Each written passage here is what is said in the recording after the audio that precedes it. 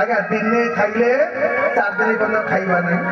ଏମିତି ହେଲା ଆଜ୍ଞା ସୁଦାମା ବାହା ହେଲା ବେଳେ ଯୋଉ କରଜ କରିଥିଲା ଅନେକ ବର୍ଷ ହେଇଗଲା ସେ କରଜ ବି ଆଉ ସୁଝି ପାରୁନି।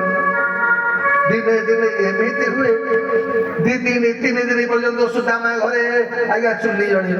ସୁଦାମା ଆଜ୍ଞା ବ୍ରତ କଲେ କଣ ନା ଅଜାତିତ ବ୍ରତ ଅର୍ଥ କଣ ଆଜ୍ଞା ଜୀବନରେ କାହାକୁ ଖାଇବାକୁ ମାଗିବେନି, କୌଣସି ଉପାୟ କରିବେନି, ଯଜମାନୀ କାମ କରିବନି। କାହିଁ କହିଲେ ସୁଦାମା ମନେ ମନେ ଭାବିଲା କଲା ହେ କୋଉ ଜନ୍ମରେ କୋଉ ପୁଣ୍ୟ କରିଥିଲି ବୋଲି ଭଗବାନଙ୍କୁ ବନ୍ଧୁ ରୂପରେ ପାଇଲି, ଆଉ ଯଜମାନୀ କରି ଯଜମାନର ପାପ ତକ ନେଇ ଆଉ ନର୍କ ଯିବାକୁ ଇଚ୍ଛା ନାହିଁ।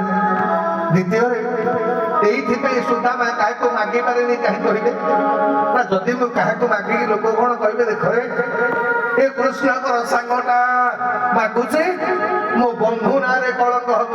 ଏଇଥିପାଇଁ ସୁଦାମା ମାଗେନି କାହାକୁ। ଯଦି କିଏ ଯାଚିକି ଆଣିକି କଣ ଦେଲା ସୁଦାମା ତାକୁ ଗ୍ରହଣ କରିବ।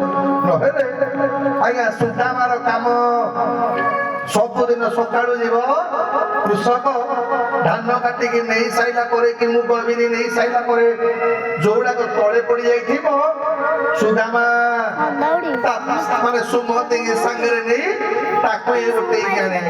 ସିଏ କିଛି ଦିନ ଚଳିଯାଏ। ଆଉ ଯେତେବେଳେ କ୍ଷେତରେ କୌଣସି ଚାଷ ମାନେ ଶସ୍ୟ ନଥିବ ସୁଦାମା ଅପେକ୍ଷା କରିକି ବସିଥିବ। ବଜାରରେ ଡାଲି ଚାଉଳ ଦୋକାନ ବନ୍ଦ ହେଇଗଲା ପରେ ଇଏ ଯାଇକି ଆଜ୍ଞା ଡାଲି ଚାଉଳ ଦୋକାନ ଆଗରୁ ଯୋଉଗୁଡାକ ତଳେ ପଡି ଯାଇଥିବ ଚାଉଳ ଡାଲି ତଳେ ପଡିଥିବ ତାକୁ ଏଇ ରାତି ଅଧରେ ଗୋଟେଇକି ଆଣିବ ଆଉ ସେଇଥିରେ ପରିବାର ପ୍ରତିପୋଷଣ କରେ।